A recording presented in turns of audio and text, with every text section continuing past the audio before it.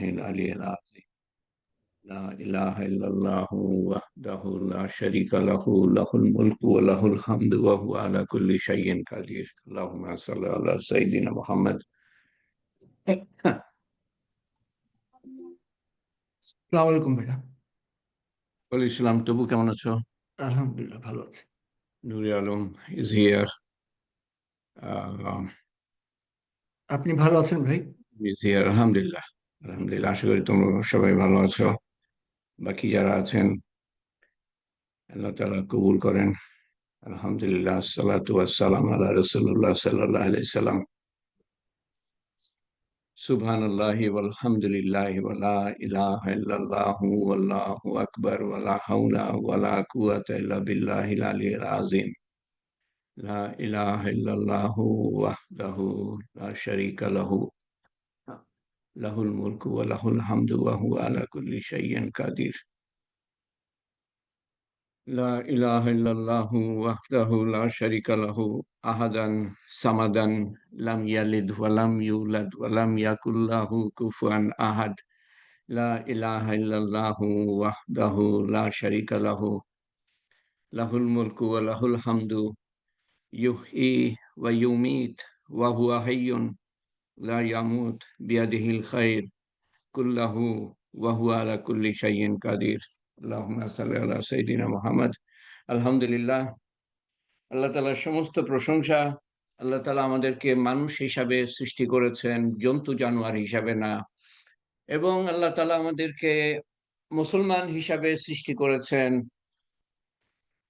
এবং শুধু মুসলমান না, আল্লাহ তাআলা আমাদেরকে রাসূলুল্লাহ সাল্লাল্লাহু আলাইহি সাল্লামের উম্মত করে পাঠিয়েছেন। সমস্ত নবীর সমস্ত উম্মত সবাই মুসলমান। নবীরাও মুসলমান, উম্মতরাও মুসলমান। আমাদেরকে শ্রেষ্ঠ নবীর উম্মত করে পাঠিয়েছেন এবং আখ্যায়িত করেছেন, তোমরাই শ্রেষ্ঠ জাতি, মানব জাতির থেকে নির্বাচিত। কেন শ্রেষ্ঠ? তারপরেই তিনি বলছেন, তোমরা মানুষকে ভালোর দিকে ডাকবা, খারাপ থেকে ফেরাবা, আল্লাহর উপর ঈমান আনবা। তোমরা কলেমা, নামাজ, রোজা, হজ, যাকাত করবা বলে শ্রেষ্ঠ না, মানুষকে ভালোর দিকে ডাকবা, খারাপ থেকে ফেরাবা। এই জিনিসটা, এই এই বিরাট একটা দিক ইসলামের, মুসলমানের, রাসূলুল্লাহ সাল্লাল্লাহু আলাইহি ওয়াসাল্লামের উম্মতের, যেটা উম্মত বুঝলো না। আমি তো নামাজ পড়ি, অর্থাৎ আমি ইসলাম পালন করি। শুধু নামাজের উপর ভিত্তি করে মানুষ বলে দেয় আমি তো নামাজ পড়ি, যখন তাকে ডাকা হয় ইসলামের দিকে, তালিমের দিকে, আমি তো নামাজ পড়ি। কত ভুল ভ্রান্তির মধ্যে, ধোঁকার মধ্যে, অন্ধকারের মধ্যে, আইয়ামে জাহিলিয়াত, অন্ধকার যুগে আমরা বাস করি। এই এই তথাকথিত আলোর যুগে আমরা অন্ধকারের মধ্যে আল্লাহর আল্লাহর দিক দিয়ে, আল্লাহর নবীর দিক দিয়ে, আখেরাতের দিক দিয়ে, আখেরাতের প্রস্তুতির দিক দিয়ে কত পিছনে আমরা পড়ে আছি। তো সমস্ত কিছু ঠিক হবে যদি আমরা নামাজটা ঠিক করতে পারি। সমস্ত আমল, এমনকি দাওয়াতের মেহনতেও আমি প্রবেশ করব। কারণ যখন আমি বুঝতে পারবো যে আল্লাহ তাআলা নামাজ পড়তে বলেন নাই, নামাজ কায়েম করতে বলেছেন, অর্থাৎ দাওয়াত দাও, নামাজের দাওয়াত দাও। দ্বীনের দাওয়াত তো আছেই, কিন্তু নামাজের বেলাও নামাজ পড়তে বলেন নাই, নামাজ কায়েম করতে বলেছেন। আকিমুস সালাহ কতবার কোরআন শরীফে আসছে। প্রত্যেকবারই আল্লাহ তাআলা বলছেন যে তুমি একা নামাজ পড়বে না, যাদের উপর তোমার প্রভাব আছে, যাদের কাছে তুমি পৌঁছাতে পারবা, তাদের সহ নামাজ কায়েম করো, প্রতিষ্ঠিত করো। দাওয়াত ছাড়া প্রতিষ্ঠিত করতে পারবেন না। তো সুন্দর নামাজ, নামাজ কিভাবে আমরা সুন্দর করতে পারি? বিউটিফাইং সম্বন্ধে আজকে দশম হালকা। তো গতবার যা বলেছিলাম সংক্ষেপে আমি সেটা ৫ মিনিটে সারার চেষ্টা করব। নামাজ আল্লাহর সাথে কথা বলার মাধ্যম। এটা যেন মনে রাখি, আমি আল্লাহর সাথে কথা বলছি, তিনি শোনেন, তিনি মনোযোগ সহকারে শোনেন। এটা একতরফা না, তিনি উত্তরও দেন।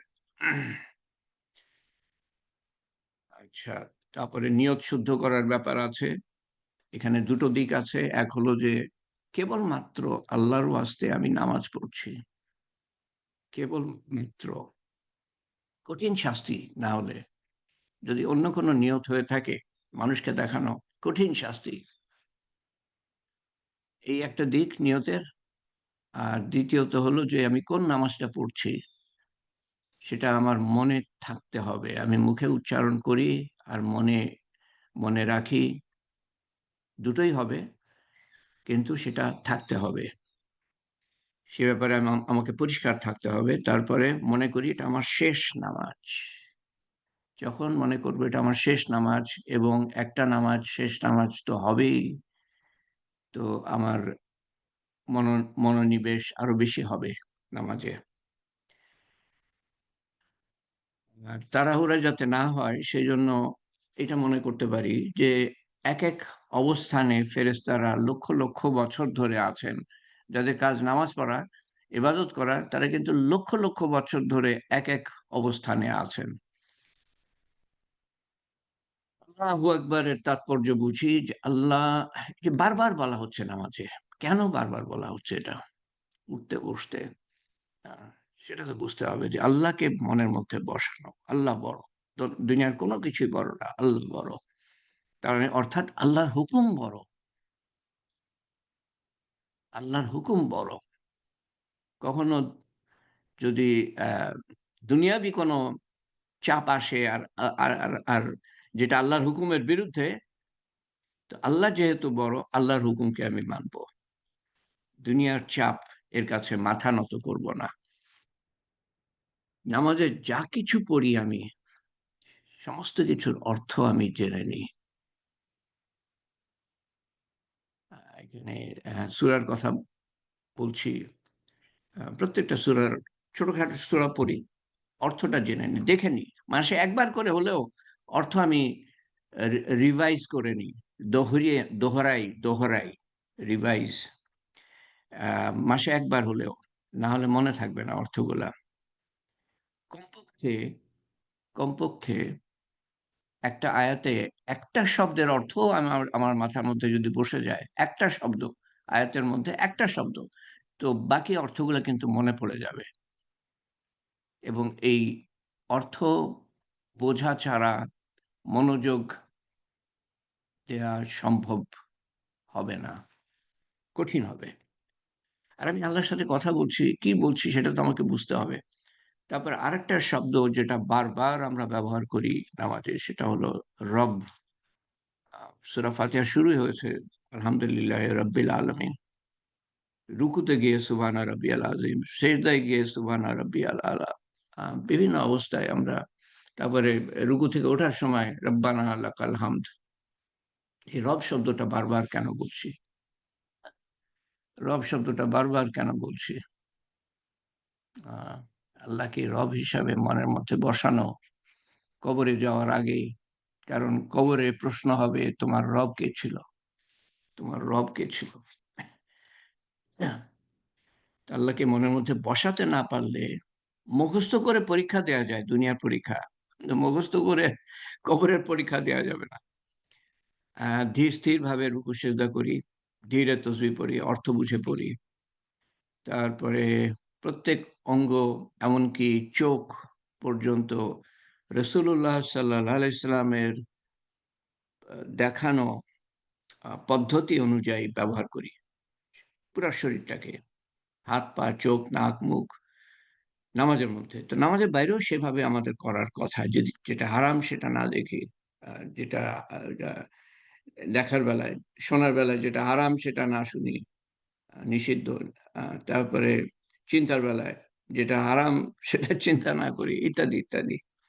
পুরা শরীরের অঙ্গ-প্রত্যঙ্গ নামাজের বাইরেও আল্লাহর হুকুম, নবীর সুন্নত মতো ব্যবহার করার আ অনুশীলন হলো নামাজ। আত্তাহিয়াতু, সমস্ত কিছুর অর্থ জেনে নিই। আলাদাভাবে আমি কেন লিখেছি জানি না। আত্তাহিয়াতুর অর্থ জেনে নিই। দুরূদের ফজিলত ও অর্থ জেনে নিই। নামাজে কোনো সমস্যা সম্পর্কে চিন্তা জাগলে নিজেকে বলা যে, যেই সমস্যা আমাকে বিচলিত করছে, আমি যদি আল্লাহর উপরে ছেড়ে দিই, আল্লাহর মধ্যে মনোনিবেশ করি, তো তাহলে এই সমস্যার সমাধান হয়ে যাবে। আল্লাহ তাআলা করে দিবেন। সমস্যা যেন আল্লাহর ধ্যান থেকে আমাকে অন্যদিকে না নিয়ে যায়, ওই সমস্যার মধ্যে দুনিয়ার দিকে না নিয়ে যায়। আল্লাহ তাআলা সমাধান করে দিবেন। সব মনে না থাক, সবচেয়ে গুরুত্বপূর্ণ সময় মতো বিনয় নম্রতার সাথে অত্যন্ত মনোযোগ সহকারে নামাজ আদায় করি। নামাজের মধ্যে জান দিয়ে দিই, অর্থাৎ মন দিয়ে দিই। এই জীবন ও অনন্ত আখেরাত পাল্টে ফেলতে পারে এই নামাজ। হ্যাঁ, আজকে ১০ম পর্ব। এরপরে আরেকটা হয়তো লাগবে। আমরা আলোচনা করেছি এই পর্যন্ত ১ম থেকে নিয়ে ৯ নম্বর পর্যন্ত হালকায় নামাজের গুরুত্ব সম্বন্ধে আলোচনা, আল্লাহর ইবাদত কেন করব, ফরজ নামাজ কত রাকাত, কোরআন শরীফের নামাজের বৈশিষ্ট্য, কোরআন শরীফ থেকে নেয়া নামাজের বৈশিষ্ট্য সম্বন্ধে কিছু আয়াত, হাদিসের থেকে নেয়া কিছু হাদিস নামাজের বৈশিষ্ট্য সম্বন্ধে। কোরআন শরীফে যেটা বলা আছে বেশিরভাগই আমরা দেখেছি সেটা আভ্যন্তরীণ ইন্টারনাল কোয়ালিটিস অফ প্রেয়ার, মনের অবস্থা কি থাকবে সে সম্বন্ধে বলা হচ্ছে কোরআন শরীফে। হাদিসে বেশিরভাগই বাহ্যিক দিকটা সম্বন্ধে বলা হচ্ছে। এবং তারপরে কিছু হাদিস, ২ টো হাদিস এখানে, ৪টে সবচেয়ে বড় বাধা, শয়তানের ধোঁকা, নফসের তাড়না, আ মানুষের কুমন্ত্রণা, দুনিয়ার আকর্ষণ, এগুলো আমাদের সব ইবাদতেই বাধা দেয়। নামাজের উপর আরো হাদিস, ফজিলত, লাভের উপরে আরো কিছু হাদিস, কিয়ামতের দিন ১ম হিসাব হবে নামাজ, এটাও একটা হাদিস। নামাজ কায়েম করার কথা বলা হয়েছে, নামাজ পড়ার কথা না। ৫ স্তরের নামাজি আ সম্বন্ধে আলোচনা করেছি এবং ৪ নম্বরের নিচে যেন আমরা না যাই। আল্লাহর মর্যাদা উপলব্ধি করা হলো নামাজের সবচেয়ে প্রধান দিক। আমি আল্লাহর সামনে দাঁড়িয়ে, কার সামনে দাঁড়িয়ে সেটা যদি আমি বুঝতে পারি, তার সম্বন্ধে যদি ধ্যান ধারণা থাকে, তাহলে মন এদিক ওদিক যাওয়ার কথা না। এবং এখান থেকেই শুরু আসলে, যে নামাজ কিভাবে সুন্দরীকরণ করব, কিভাবে নামাজ সুন্দর করব। এ সম্বন্ধে বেশ কয়েকটা হালকা আমরা আলোচনা করেছি গতবারও, আজকেও তাই। আজকে আমরা শেষের দিকে যাব। নামাজের গুরুত্বপূর্ণ গুণাবলী, সেই সাথে আজকে যেটা বাড়তি কথা হবে সেটা হলো নামাজের গুরুত্বপূর্ণ গুণাবলী। নামাজ আমাদের কিভাবে উপকৃত করতে পারে।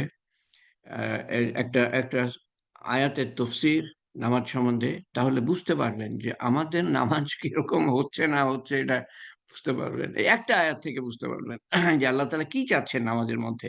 নামাজ সম্পর্কে রাসূলুল্লাহ সাল্লাল্লাহু আলাইহি ওয়াসাল্লামের আরো কথা। এটা হলো আজকে এই শেষের দিকের কতগুলা হলো আজকের। কিভাবে নামাজ সুন্দর করব? কন্টিনিউয়েশন আগের থেকে। নামাজ সুন্দর করব, নামাজ সুন্দর রূপ ধারণ করে দোয়া করবে।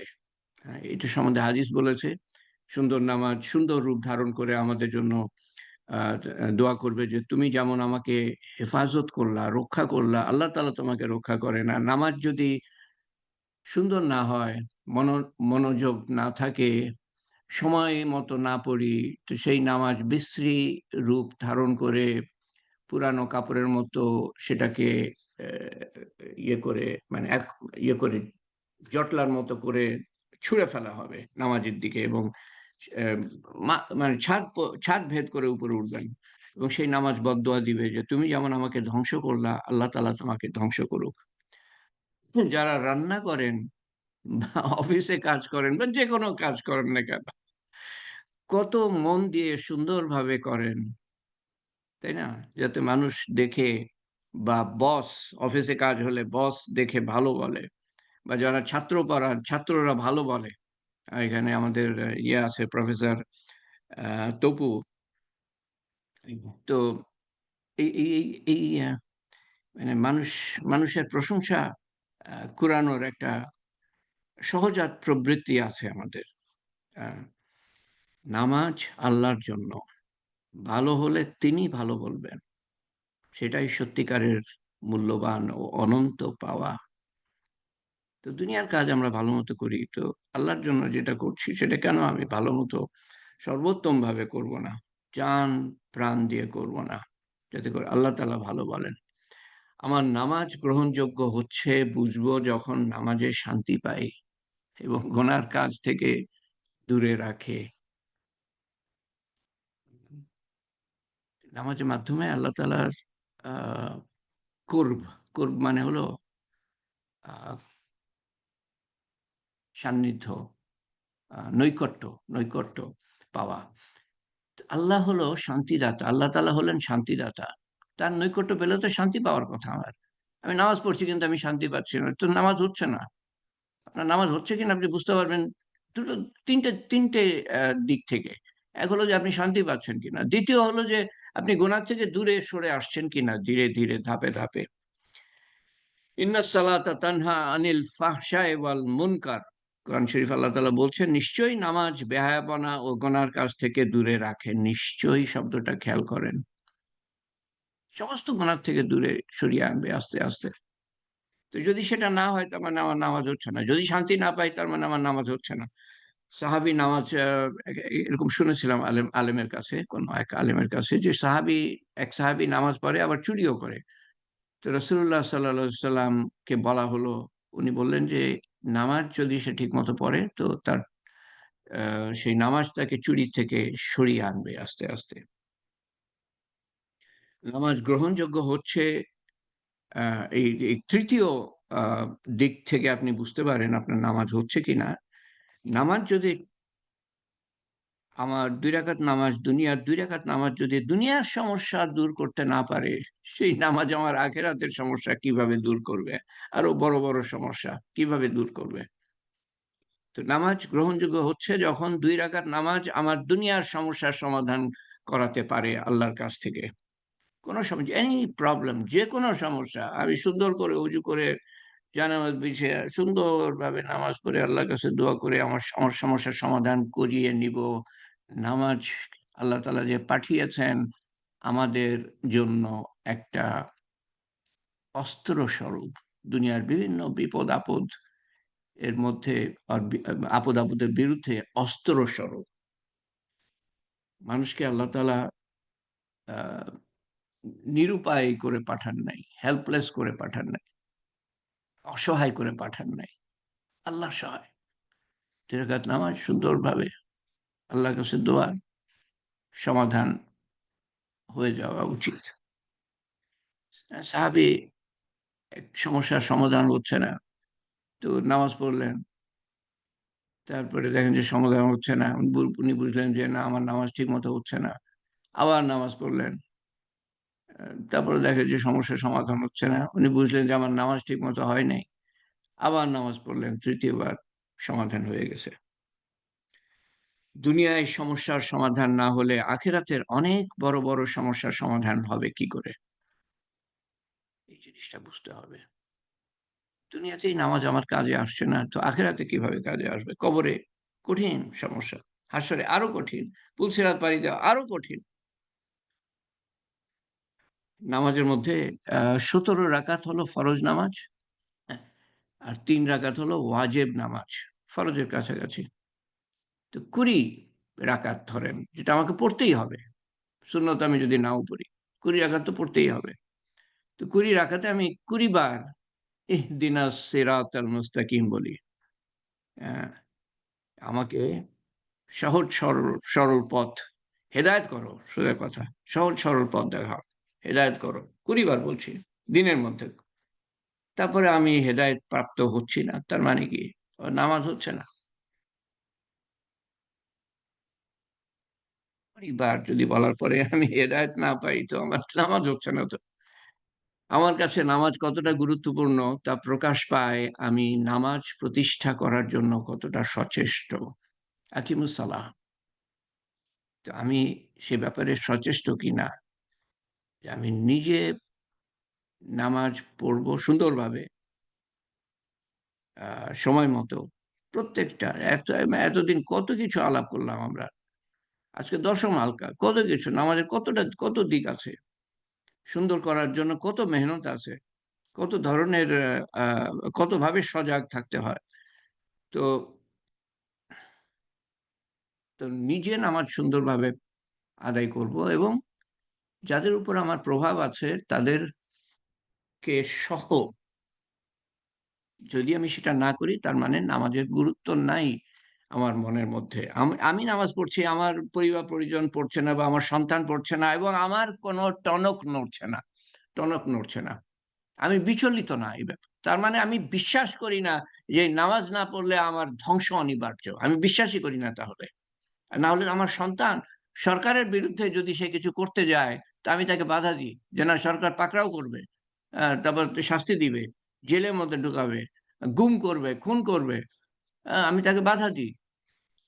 তো আল্লাহ তাআলার হুকুম সে অমান্য করছে। আর আমার টনক নড়ছে না। আমার মধ্যে কোনো প্রচেষ্টা নাই তাকে সৎ পথে আনার জন্য, আল্লাহর হুকুমের উপরে খাড়া করার জন্য। আমি বিশ্বাসই করি না তার মানে। আমি নিজে habitually অভ্যাসবশত নামাজ পড়ে যাচ্ছি। কিন্তু উৎকণ্ঠা নাই, কনসার্ন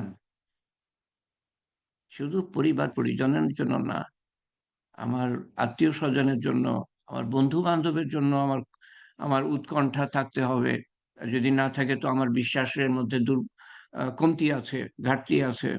আমার পাড়া-প্রতিবেশীর জন্য, আমার দেশবাসীর জন্য, আমার উম্মতের জন্য, সমস্ত মানুষের জন্য উৎকণ্ঠা থাকতে হবে। সমস্ত মানুষের কাছে আমি পৌঁছাতে পারব না। কিন্তু আমি আমি তাদের জন্য দোয়া তো করতে পারব। রাত্রে উঠে কান্নাকাটি তো করতে পারব। যে আল্লাহ তুমি সবাইকে হেদায়েত দিয়ে দাও। যতটুকু আমার পৌঁছানো সম্ভব ততটুকু আমাকে পৌঁছাতে হবে। বাকিটা তো আমি দোয়া করতে পারি। এরকম মানুষ দুনিয়াতে এখনো আছে যারা সারা রাত কান্নাকাটি করে এবং এরকম মানুষ আমি দেখেছি, অন্যরা দেখেছে, তাদের কাছেও শুনেছি। আপনার আমার হেদায়েতের জন্য তারা কান্নাকাটি করে। সমস্ত মানুষের হেদায়েতের জন্য তারা কান্নাকাটি করে।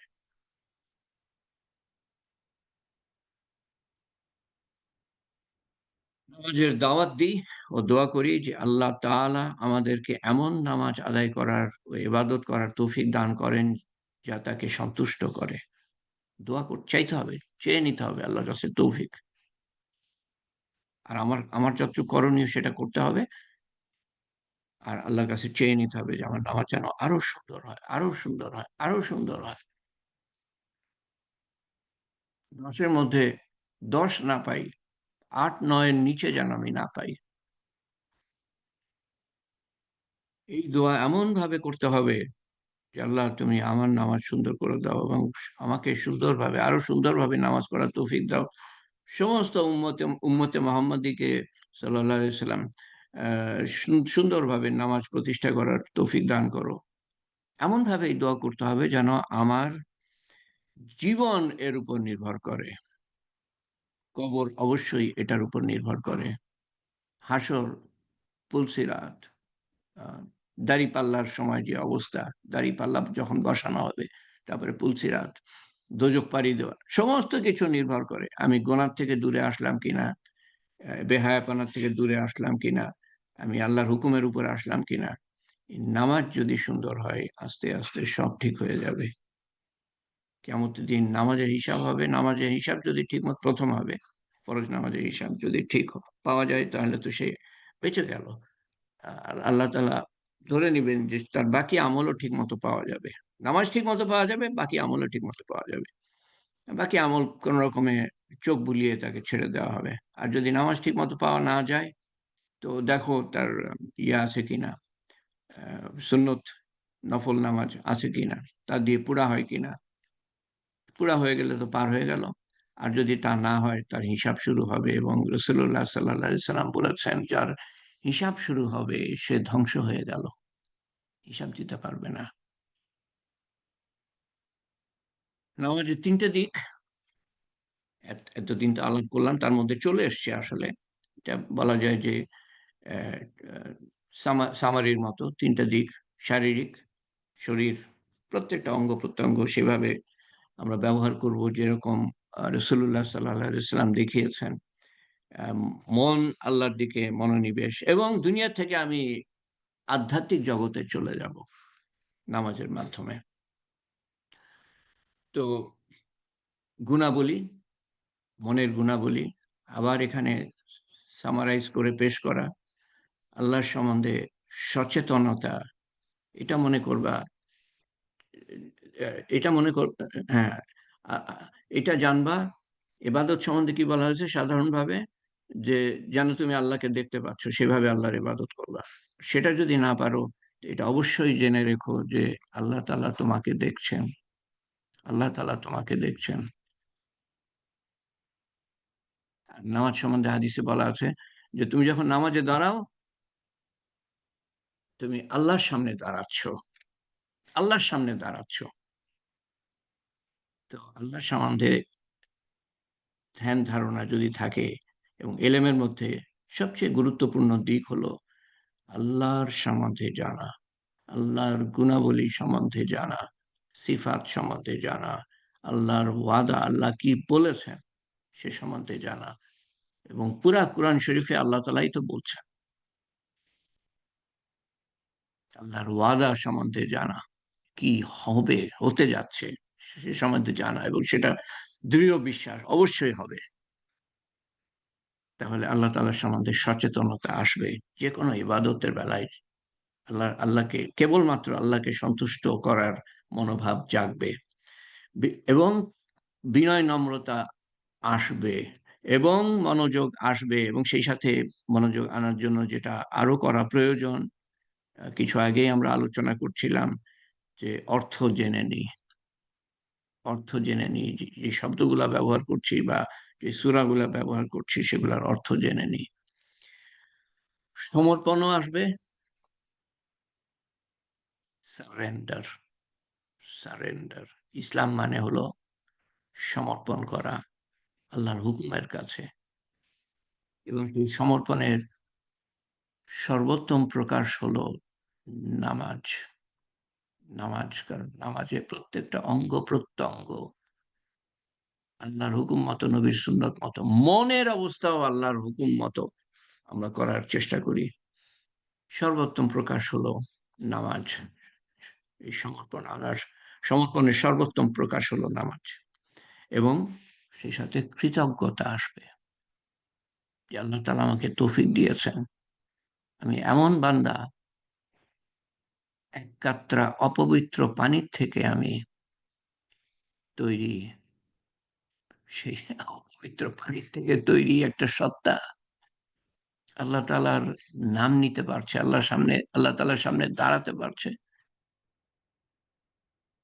যেখানে কত মানুষ, 815-16 কোটি মানুষ, মুসলমান যারা, তারাই নামাজ পড়ছে না বেশিরভাগ।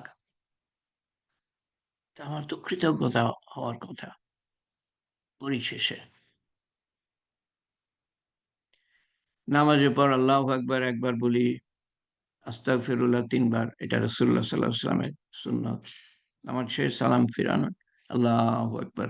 সাহাবারা বলতেন যে যখন জোরে আল্লাহু আকবার বলতেন, তখন আমরা বুঝতাম যে নামাজ শেষ। আস্তাগফিরুল্লাহ, আস্তাগফিরুল্লাহ, আস্তাগফিরুল্লাহ ৩ বার, আয়াতুল কুরসি একবার, সুবহানাল্লাহ ৩৩ বার, আলহামদুলিল্লাহ ৩৩ বার, আল্লাহু আকবার ৩৪ বার, তারপরে আয়াতুল কুরসি। এরকম বিভিন্ন আমল আছে। এখানে জাস্ট আমি স্যাম্পল হিসাবে কিছু পেশ করেছি আপনাদের সামনে। আর ৩৩, ৩৩, ৩৪ আমি ব্যস্ত, পারছি না। ১০ বার হলেও, ১০ বার করেও বলার বলার চেষ্টা, মানে এগুলো পড়ার চেষ্টা করেন। তো এখানেই বলতে গেলে আ এই নামাজ নামাজ সুন্দর করার আ আ প্রেজেন্টেশন এখানেই বলতে গেলে শেষ। তো এখানে আমি ২ টো স্লাইডে আনার চেষ্টা করেছি নামাজের গুরুত্বপূর্ণ কিছু গুণাবলী। যে নামাজের মধ্যে আমাদেরকে ডিভাউটলি ওবিডিয়েন্ট, আরবির ইংরেজি তর্জমা থেকে আমি নিয়েছি শব্দ দুটো। ডিভাউটলি ওবিডিয়েন্ট, নামাজের মধ্যে আমাদের থাকতে হবে ডিভাউটলি ওবিডিয়েন্ট, ভক্তিপূর্ণভাবে বাধ্য। এই তর্জমাটা আমার কাছে মনোপুত হয়নি, ডিভোটলি ওবিডিয়েন্টের তর্জমা। আমার মনে হয় আপনারা বুঝতে পারছেন। হাম্বলি ইন্টেন্ট, বিনীত অভিপ্রায়, বিনয় নম্রতা, এরা একটু আগেই যে বললাম। সাবমিসিভলি কনসিয়াস, আল্লাহ তাআলা সম্বন্ধে সচেতনতা এবং সমর্পণের সাথে। ৪-৫টা কথা যে আগের স্লাইডে আছে, এখানে ৩টে শব্দ, এটা কোরআন শরীফ থেকে ডাইরেক্টলি নেয়া, মানে তর্জমা থেকে। এহসান থাকতে হবে, অর্থাৎ এহসান বলতে বোঝায় যে তুমি এমন ভাবে আল্লাহর ইবাদত করো যেন তুমি তাকে দেখতে পাচ্ছ, আর সেটা যদি না পারো তো এটা জেনে রেখো যে আল্লাহ তাআলা তোমাকে দেখছেন। সাবমিসিভলি কনসিয়াস, আনুগত্যের সাথে সচেতন। শেষদাস সেজদা রত অবস্থায় আপনার সমস্ত উদ্বেগ দূর করেন এবং আপনার সমস্ত উত্তেজনা মুক্ত করেন। অর্থাৎ এখানে আমি যেটা বলতে চাচ্ছি সেটা হলো যে যে আমাদের ২৪ ঘন্টা জীবন যাপন করতে গিয়ে বিভিন্ন ধরনের ঝঞ্ঝাট ঝামেলা, আহ, ছোটাছুটি, রিজিকের তাড়না জন্য বা অন্যান্য সমস্যার কারণে, তো এই সমস্ত টেনশন, স্ট্রেস, স্ট্রেইন, সমস্ত উদ্বেগ, উত্তেজনা আল্লাহ তাআলার সামনে পেশ করি, আল্লাহ তাআলার সামনে উজাড় করে দিই, যিনি সমস্ত বিশ্বজগৎ অসীম, অসীম, এবং তার মধ্যে কত কোটি কোটি কোটি কোটি আল্লাহ তাআলার সৃষ্টি আছে, তারকা, তারপরে গ্রহ, উপগ্রহ, নক্ষত্র, ছায়াপথ, গ্যালাক্সি, ব্ল্যাক হোল, কত কিছু আছে আল্লাহ তাআলা, কমেট, তারপরে নোভা, সুপারনোভা, ওরে আল্লাহ কত কিছু আছে না। সমস্ত কিছু আল্লাহর পুরা নিয়ন্ত্রণের মধ্যে আছে, একটু এদিক ওদিক হতে পারবে না। এত কিছু আল্লাহ তাআলা নিয়ন্ত্রণ করছেন। এতগুলা আল্লাহর সৃষ্টি, শুধু মানুষ না, মানুষের বাইরে কত আরো সৃষ্টি আছে, জিন, ফেরেশতা, সব সব আল্লাহ তাআলার নিয়ন্ত্রণে। তো আপনার আমার সামান্য এক একজনের সমস্যা, এটা তো আল্লাহ তাআলার কাছে কিছুই না, যদি আমরা উজাড় করে দিতে পারি আল্লাহর সামনে। তাহলে মনটা হালকা হবে। আল্লাহ তাআলা উইল টেক কেয়ার। আল্লাহর কাছে উজাড় করে দিতে পারলে, আল্লাহ তাআলার কাছে সারেন্ডার করতে পারলে, আল্লাহ তাআলা হালকা করে দেবেন মন। আল্লাহ তাআলা, হি উইল টেক কেয়ার। আপনি তাৎক্ষণিকভাবে অভূতপূর্ব অনুভূতি পাবেন, তবে রাতারাতি নয়। রাতারাতি নয়, ছুরি ভোঁতা, এটা ধার করতে ঘষতে হবে কিছুক্ষণ, বেশ কিছুক্ষণ ঘষতে হবে। তো সেরকম আমার অন্তরটা ভোঁতা, নামাজ ঠিক মতো হয় না। তো নামাজ আস্তে আস্তে ঠিক হবে, তো তা আমার অনুভূতি, অভূতপূর্ব অনুভূতি আস্তে আস্তে বাড়বে। আল্লাহর নৈকট্য আমি যত পাবো তত শান্তি আমি পেতে থাকবো। আল্লাহর সর্বাধিক নৈকট্য কুরব বলে সেজদার মধ্যে। আহ, আমরা যাদের কাছে থাকি তাদের গুণাবলী অর্জন করি। আচ্ছা, তো এখানে দুটো দিক আছে, এক হলো শান্তি পাওয়া, এক হলো যে সমস্যার সমাধান পাওয়া আল্লাহ তাআলার কাছ থেকে থ্রু সাবমিশন, সমর্পণের মাধ্যমে, এবং আল্লাহর হুকুম মানার মাধ্যমে। সোজা কথা, আল্লাহ হুকুম মানবো না আর আল্লাহ তাআলা আমার সমস্যার সমাধান করবেন, সেটা তো হয় না। আল্লাহ তাআলা বলেন, তুমি আমার হুকুম মানো, আমি তোমার দুনিয়া সহজ করে দিব। আর হুকুম মানবে না, তোমাকে আমি নানান ঝঞ্ঝাট ঝামেলার মধ্যে ফেলে দিব। পরিষ্কার হাদিসে বলা আছে। তো আল্লাহর নৈকট্য পেলে এগুলা তো হবে। আরেকটা জিনিস যেটা হবে সেটা হলো আপনি শান্তি পাবেন। এবং হ্যাঁ, শান্তির কথা বললাম, সমস্যা সমাধানের কথা বললাম। তৃতীয় যেটা, সেটা হচ্ছে আল্লাহ তাআলার কিছু গুণাবলী আপনি অর্জন করবেন। আল্লাহ তাআলার কিছু গুণাবলী, যেমন ক্ষমাশীলতা আল্লাহ তাআলার একটা গুণাবলী, কম্প্যাশন আল্লাহ তাআলার গুণাবলী, মার্সি আল্লাহ তাআলার গুণাবলী, আহ, যেমন সহনশীলতা আল্লাহ তাআলার গুণাবলী, পেশেন্স, সবর। এই গুণাবলীগুলা অর্জন করা, যে গুণাবলীগুলা রাসূলুল্লাহ সাল্লাল্লাহু আলাইহি ওয়াসাল্লামের ছিল, কারণ উনি আল্লাহ তাআলার নৈকট্য অর্জন করেছিলেন। আল্লাহ তাআলার নৈকট্য অর্জন করলে যার যার যার সাথে উঠা বসা করব তাদের গুণাবলী আমরা অর্জন করে থাকি সাধারণত। তো আল্লাহ তাআলার নৈকট্য লাভ করব, আল্লাহ তাআলার কিছু গুণাবলী, হুসনে আখলাক, যেটা রাসূলুল্লাহ সাল্লাল্লাহু আলাইহি ওয়াসাল্লাম অর্জন করেছেন, আমরাও অর্জন করব। এটা আরেকটা লাভ। খুশু মানে হলো কণ্ঠস্বর, চোখ, হৃদয়ের মাধ্যমে বিনয় এবং আত্মসমর্পণ প্রদর্শন করা। আভ্যন্তরীণ দিক, আ খুশু আরবি শব্দ একটা। নামাজের মধ্যে খুশু থাকতে হবে। খুযু, খুযু, দ দিয়ে আমি লিখেছি, আসলে দ দিয়ে হয় না উচ্চারণটা, খুযু।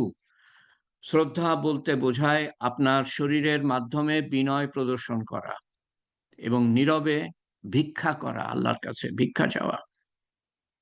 অর্থাৎ আপনার অঙ্গ প্রত্যঙ্গ দিয়ে ভিক্ষা চাওয়া।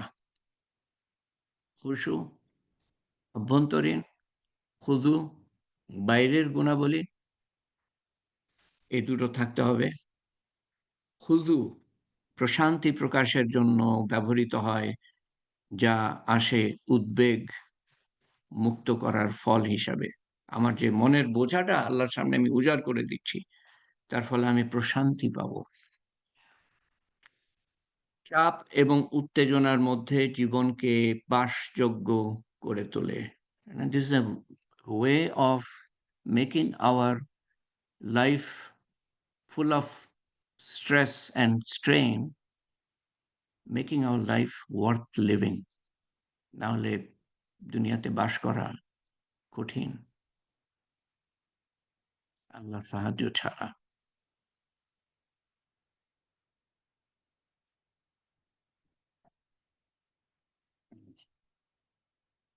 নামাজ আমাদের কিভাবে উপকৃত করতে পারে?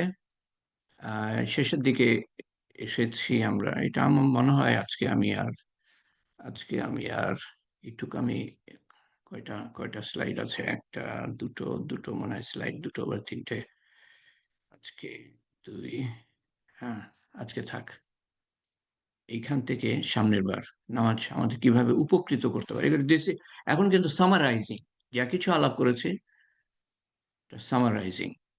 তো আল্লাহ তাআলা আমাদের তৌফিক দেন সামনের বার কমপ্লিট করার জন্য। আম এবং তারপরে আমি চিন্তা করছি যে এরপরে আমরা কিসে যাবো? খুব সম্ভব আমি যা চিন্তা করছি আপাতত, যে আম শিরক সম্বন্ধে আমাদের কয়েকদিন আগে আমি পোস্ট করেছিলাম। বড় শিরক, ছোট শিরক, ওগুলা দেখে থাকবেন আপনারা। হুম। আ তো ওটার সম্বন্ধে একটু আলোচনা মনে হয় করার দরকার। আমি প্রত্যেকবারই আল্লাহর দিকে আমি রুজু হওয়ার চেষ্টা করি যে, "আল্লাহ এরপরে কি করব?" তারপরে মনের মধ্যে একটা কিছু আসে দৃঢ়ভাবে। তখন আমার মনে হয় যে, "না, এটা করা উচিত।" মনে হয় আমার কাছে যে আল্লাহ তাআলার তরফ থেকে এটা ইশারা। আল্লাহ তাআলা তৌফিক দেন। তো আমরা আ দোয়ার পর্যায়ে যাবো ইনশাআল্লাহ এখন। তো কিছু আমাদের আ আমার জানা মতে কিছু আম ভাইয়ের বা বোনের আম অসুখ-বিসুখের কারণে তাদের উল্লেখ করব আমি, এবং এর বাইরে যারা আছেন আল্লাহ তাআলা তাদের দেখভাল করেন, আল্লাহই জানেন। কাদের, কাদের কি সমস্যা, কার কি প্রয়োজন, শারীরিক, মানসিক, রুহানি। তো এর মধ্যে আছে আমির হোসেন। আমির হোসেন প্রায় সময় থেকে থাকে। যতক্ষণ পর্যন্ত তার শরীরে শক্তি থাকে সে থেকে থাকে।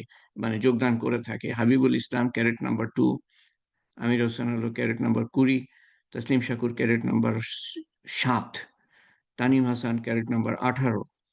ডক্টর ফিরোজ কুরেশির জন্য দোয়া করি। আল্লাহ তাআলা তাকে অনেকটা সুস্থ করেছেন ক্যান্সার থেকে। 4th ব্যাচের অনেকে তার কাছে ঋণী। আ ডাক্তার হিসাবে সে যা সাহায্য করেছে মানুষের। সাইদুল হাসান, সেও 5th ব্যাচের, তার লিভার ট্রান্সপ্লান্ট দরকার। এই মাসের ২৬ তারিখে তার সার্জারি হবে। তো আমরা দোয়া করি আল্লাহ তাআলা সফল করেন। আমাদের ফারুক 15 ব্যাচের, তার জন্য দোয়া করি আল্লাহ তাআলা তার লিভার ট্রান্সপ্লান্টের সুযোগ দিয়েছেন। তো সে যেন দীর্ঘজীবন ইমানের সাথে যাপন করতে পারে। আনোয়ার টিটো 6th ব্যাচের 4টে বাইপাস হয়েছে, আল্লাহ তাআলা সম্পূর্ণ সুস্থ করে দেন তাকে। এনাম 6th ব্যাচের তার বহুদিন, বেশ কিছু দিনের ক্যান্সার, বহুদিন না, বেশ কিছু দিনের ক্যান্সার, এবং অনেক 3 মাস সে কমাই ছিল, ফিরে এসেছিল। তখন আশা করাই মুশকিল ছিল যে সে ফিরে আসবে। হাবিবুর রহমান হাবিবুর রহমান 9th ব্যাচের আমাদের অংশগ্রহণকারী, আল্লাহ তাআলা তাকে সম্পূর্ণ সুস্থ করে দেন। সে বিভিন্ন আহ, আহ, ব্যাধির মধ্যে দিয়ে আহ, গত কয়েক বছর আহ, যাপন করছে। সাইফুল ইসলাম 10th ব্যাচের, তার ক্যান্সার হলো কোলন ক্যান্সার, চিকিৎসা করাচ্ছে নিউ ইয়র্কে। ফারুকের কথা বললাম 15 ব্যাচের। জিল্লুর 14 ব্যাচের কেমন আছে আল্লাহ জানে, ব্যাক পেইন ছিল, আল্লাহ তাআলা সুস্থ করে দেন। আমিরুল ফাইসাল 19 ব্যাচের, প্যারালাইজড পেশেন্ট, 8 বছর বা 9 বছর হয়ে গেল শয্যাগত, 19 ব্যাচের।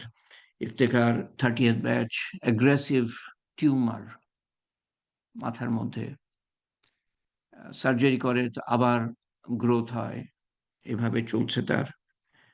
আল্লাহ তাআলা তার সহায় হন। আবেদ 39 ব্যাচের, লিভার ট্রান্সপ্লান্ট দরকার, তার বিভিন্ন চিকিৎসা হয়েছে লিভারের কারণে, কিন্তু ট্রান্সপ্লান্ট দরকার, এবং তার জন্য ফান্ড রেজিং করছে অর্কা। ইমিডিয়েটলি 20 লাখ টাকা দরকার, 10 দিনের মধ্যে, আরো 10 দিনের মধ্যে। তো 3 লাখ টাকা উঠেছে, কেউ যদি সাহায্য করতে চান তো আবিদ 39 ব্যাচের তাকে সাহায্য করবেন। তারপরে নাইমুর রহমান 46 ব্যাচের, তার নিউরোলজিক্যাল ডিসঅর্ডার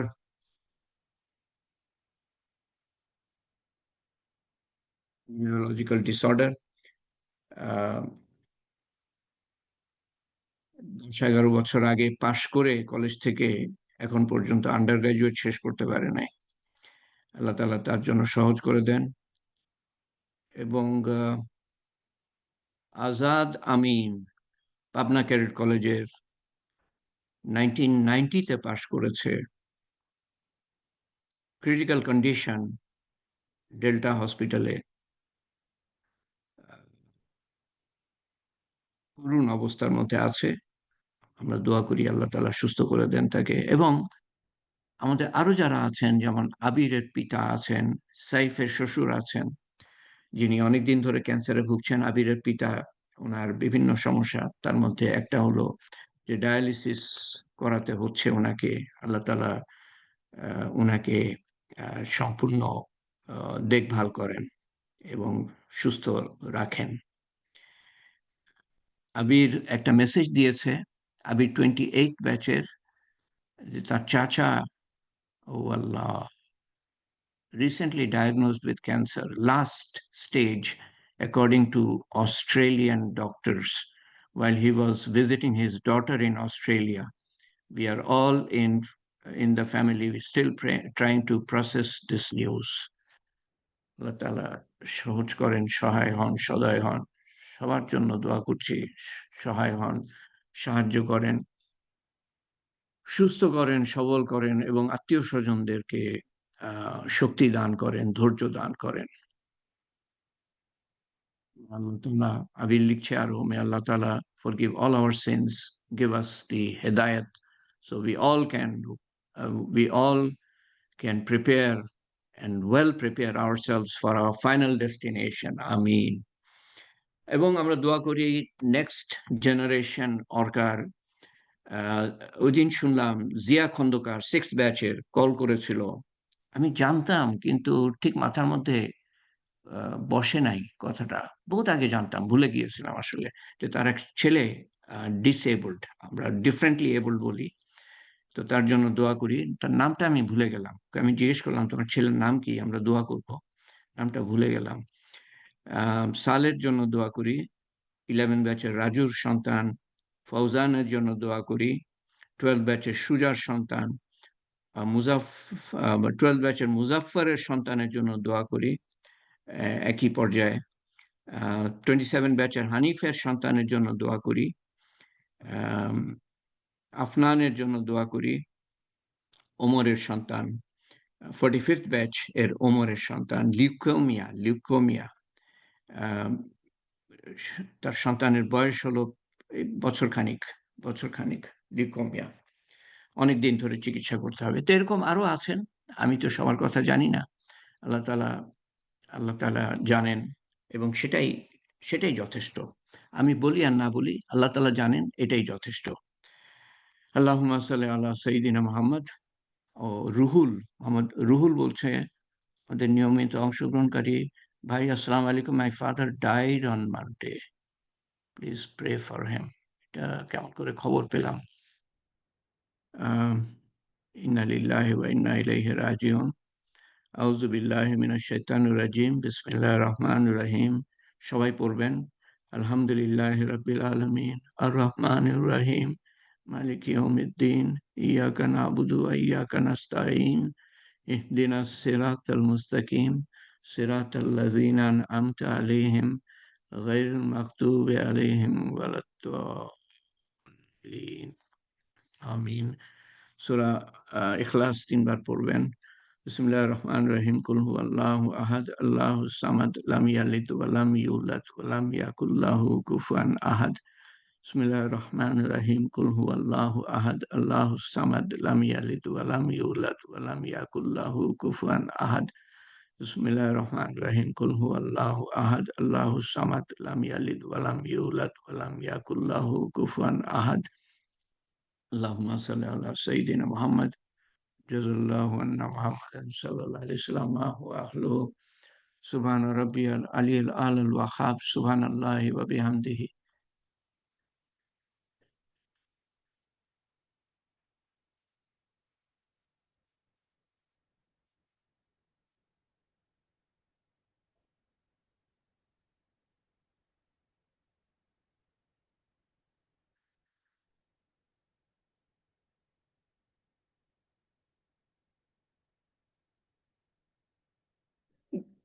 সুবহানাল্লাহি ওয়া বিহামদিহি আদাদা খালকিহি ওয়া রিযা নাফসিহি ওয়া জিনাতা আরশিহি ওয়া মিদাদা কালিমাতিহি।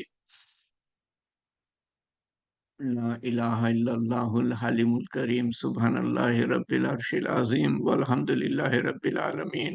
আসআলুকা মুজিবাতি রাহমাতিকা ওয়া আযাইমা মাগফিরাতিকা ওয়া গনিমাতা মিন কুল্লি বিরর ওয়া সালামাতা মিন কুল্লি ইসম। লা তাদা লানা ذنبا إلا غفرته ولا هما إلا فرجته ولا مريضا إلا شفيته ولا دينا إلا قضيته ولا مجاهدا إلا نصرته ولا مظلوما إلا نصرته ولا مسلما إلا رحمته ولا حاجة هي لك رضا إلا قضيتها يا أرحم الراحمين يا أرحم الراحمين يا أرحم الراحمين يا ذو الجلال والإكرام. ألف لام ميم. لا إله إلا هو الحي القيوم. لا إله إلا أنت سبحانك إنا كنا من الظالمين. وإلهكم إله واحد لا إله إلا هو الرحمن الرحيم. يا فاطر السماوات والأرض أنت ولي في الدنيا والآخرة. يا حي يا قيوم برحمتك نستغيث.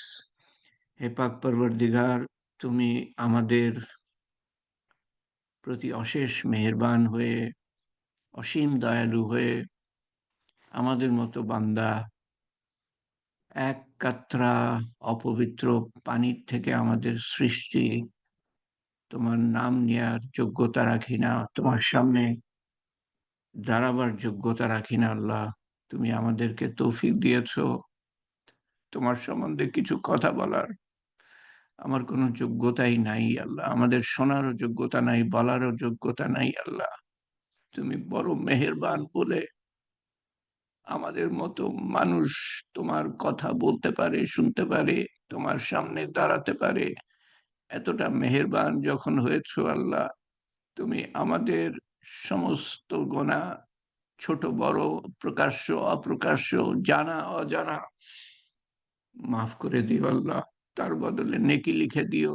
যেই সময় হেলায় হারিয়েছি, নেকিও কামাই করি নাই, গোনাও কামাই করি নাই, সেই সময়ের বদলেও নেকি লিখে দিও আল্লাহ, যাতে কোনো আফসোস না থাকে আল্লাহ। এবং আমাদের কৃত আমল, ব্যক্তিগত এবং সমষ্টিগত সমস্ত কিছুর ভুল ভ্রান্তি সংশোধন করে তোমার শাহী দরবারে কবুল করে নিও, এবং তার সওয়াব রসুল করিম সাল্লাল্লাহু আলাইহি সাল্লামের রূহ মুবারকের কাছে পৌঁছে দিও, এবং তার সওয়াব পৌঁছে দিও রুহুলের পিতার রুহের কাছে, এবং আমাদের আপনজন, প্রিয়জন, নিকটজন, বন্ধু বান্ধব, শিক্ষক শিক্ষয়িত্রী, আমাদের কর্মকর্তা যারা ছিলেন, আমাদের স্টাফ যারা সামান্যতম কোনো উপকার করেছে বা জীবনে কেউ সামান্যতম উপকার করে থাকলে সবার কাছে পৌঁছে দিও আল্লাহ। আমাদের কৃত আমলের সওয়াব, এবং তুমি এমন মেহেরবান যে তুমি সবার কাছে পৌঁছে দিবা, সেই আশা, সমস্ত মুসলমানের কাছে পৌঁছে দিবা, সেই আশা আমরা পোষণ করি আল্লাহ। সবাই আমাদের থেকে লাভবান হবে, সেই আশা আমরা পোষণ করি আল্লাহ। রুহুলের পিতা এবং আমাদের আপনজন, নিকটজন সবার কবরের আযাব মাফ করে দিও, কবরকে প্রশস্ত করে দিও, কবরকে নূর দিয়ে পরিপূর্ণ করে দিও, কবরকে জান্নাতুল ফেরদৌসের বাগান বানিয়ে দিও আল্লাহ। এবং আখিরাতের প্রত্যেকটা ঘাটে, কিয়ামতের ময়দান, কঠিন দিন, দাঁড়িপাল্লা বসানো হবে, কঠিন সময়, পুলসিরাত পাড়ি পাড়ি দিতে হবে, কঠিন সময়, কঠিন থেকে কঠিনতম সময় তুমি আমাদের জন্য সহজ করে দিও আল্লাহ। দোজখ পাড়ি দিতে হবে আল্লাহ, এটা কিভাবে করব? তুমি তুমি তুমি ছাড়া আমাদের কোনো গতি নাই। তুমি সর্বশক্তিমান, আমরা কিছুই না। তুমি তুমি মহা ক্ষমাকারী, আমরা গুনাহগার। তুমি বাদশাহ, আমরা ফকির। তোমার কাছে ছাড়া কার কাছে চাইবো? কার ক্ষমতা আছে আমাদের আমাদের সমস্যার সমাধান করবে দুনিয়া ও আখেরাতের? হে পাক পরওয়ারদিগার, একমাত্র তোমাকেই, তোমারই ইবাদত করার তৌফিক দান করো। পুরা বিশুদ্ধ নিয়ত সহকারে প্রত্যেকটা আমল সুন্দর করার তৌফিক দান করো। তোমাকে জানার, তোমার হুকুম জানার এবং মানার তৌফিক দান করো। তোমার হাবিব সাল্লাল্লাহু আলাইহি সাল্লামের সুন্নত অনুযায়ী, এবং প্রত্যেকটা আমল যেন আগের আমলের থেকে আমরা সুন্দর করতে করতে করতে করতে পুরা দিনে প্রবেশ করে তারপরে কবরে যেতে পারি তোমার সন্তুষ্টি অর্জন করার পরে। তার আগে আমাদেরকে নিও না আল্লাহ। তোমার সন্তুষ্টি অর্জন করার পরে নিও আল্লাহ। উত্তম দিনে, উত্তম ক্ষণে, উত্তম স্থান হতে কলেমা সহ শয়তানের শেষ চেষ্টা ব্যর্থ করে দিয়ে আল্লাহ, তোমার তোমার তোমার সন্তুষ্টি অর্জন করার পরে, এবং সেই নিমিত্তে আমাদেরকে সদা সর্বদা সিরাতুল মুস্তাকিমের উপরে রেখো। এক মুহূর্ত যেন বিচ্যুত না হই সেই পথ থেকে। তোমার রহমত ও মাগফিরাত ও হেফাজত ও হেদায়েতের চাদরে আবৃত করে রেখো। তোমার রহমতের ছায়ায় একটুখানি ঠাঁই দিও,